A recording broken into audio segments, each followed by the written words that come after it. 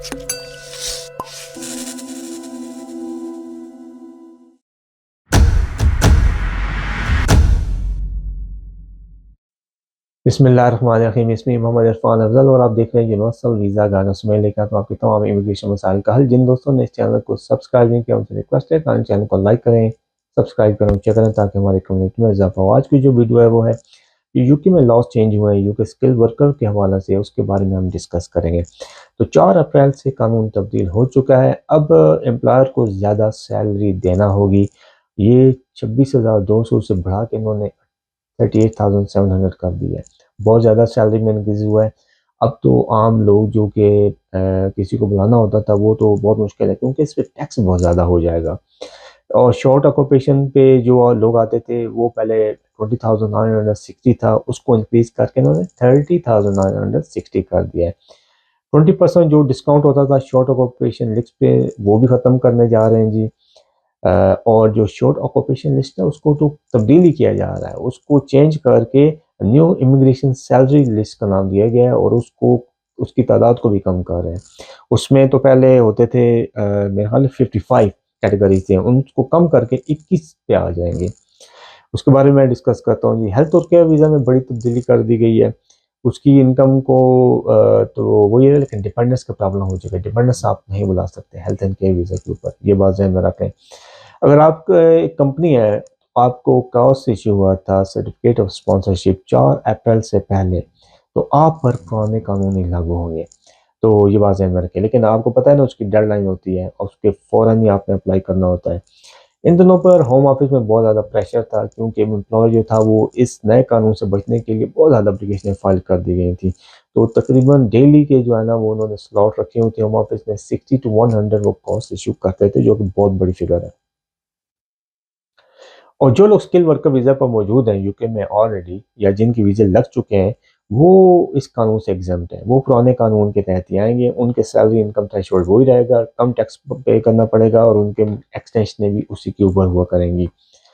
लेकिन अगर आपने एम्प्लॉयर चेंज कर दिया तो फिर आपके लिए प्रॉब्लम स्टार्ट। फिर आपको नया वीज़ा लेना पड़ेगा और नए वीज़े की नई रिक्वायरमेंट क्या है, ये नया कानून, उसके तहत आपको ये तमाम फिर आगे वीज़े लेके चलने पड़ेंगे। लिहाजा एम्प्लॉयर चेंज करते हुए आपको ख्याल करना पड़ेगा।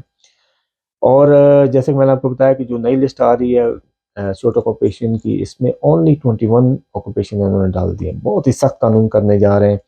और इसमें होगा क्या कि क्या अगर आपने वीज़ा अप्लाई किया होता है शॉर्ट ऑक्यूपेशन लिस्ट के तहत और आप एक्सटेंशन करने जा रहे हैं, तो हो सकता है कि आपका जो पुराना था कोड वो उसमें से हटा दिया। तो क्या आपको 20% डिस्काउंट मिलेगा? बिल्कुल मिलेगा।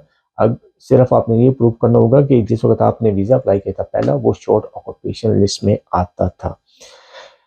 असाइलम सीकर के ऊपर इनका क्या इफेक्ट पड़ेगा? बड़ा खतरनाक इफेक्ट पड़ेगा जी, क्योंकि उनको काम करने की इजाज़त होती है 1 साल के बाद, अगर उनकी एप्लीकेशन चल रही है तो। लेकिन उनको काम करने की इजाज़त होती थी शॉर्ट ऑक्यूपेशन लिस्ट के अंदर। तो अब ये लिस्ट थी 55 से कम करके 21 ऑक्यूपेशन के अंदर आ रही है। तो कौन से काम, कितने स्पेशल काम होंगे जो कि सिर्फ इनको मिलेंगे? बहुत मुश्किल है। पहले उनको काम कम मिलता था, तो ये तो लिस्ट ही कम कर रहे हैं। इसका मतलब ये कि चंद से शोबाजात होंगे जिसमें इनको काम करने की परमिशन होगी, और उसके लिए भी हाईली क्वालिफाइड बंदा का होना भी ज़रूरी है।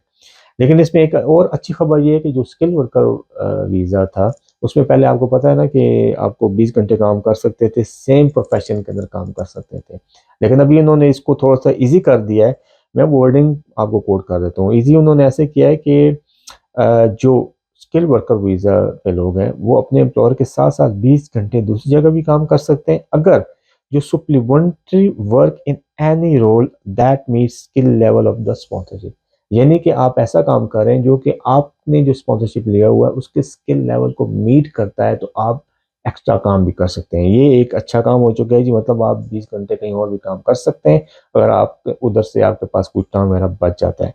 तो मेरा ये कहना है कि अगर आप स्किल वर्कर को ये दे रहे हैं सहूलत कि जी अब 20 घंटे आप जहाँ मर्ज़ी काम करें अपने एम्प्लॉयर के अलावा, तो आप असाइलम सीकर के क्यों क्यों नहीं ये दे रहे? उनके साथ तो ये ज़्यादती है। असाइलम सीकर को आप कह रहे हैं कि आपने सिर्फ 21 जो प्रोफ़ेशन है, जो शॉर्ट ऑक्यूपेशन लिस्ट में 21 छोड़े, उन्हीं में आप काम करेंगे। और इधर से आप कह रहे हैं जी जो स्किल वर्कर वीज़ा है वो बंदे कहीं भी काम कर सकते हैं। तो ये थोड़ा-सा जो है ना आपस में कॉन्फ्लिक्ट कर रहा है। होपफुली होम ऑफिस इसको कोई रेक्टिफ़ाई करेगा। तो ये थी यूके स्किल वर्कर के हवाले से लेटेस्ट अपडेट। आई होप आपको वीडियो पसंद आई होगी। ये फुल ऑफ इन्फॉर्मेशन थी। काइंडली इस वीडियो को शेयर करें। Thank you very much.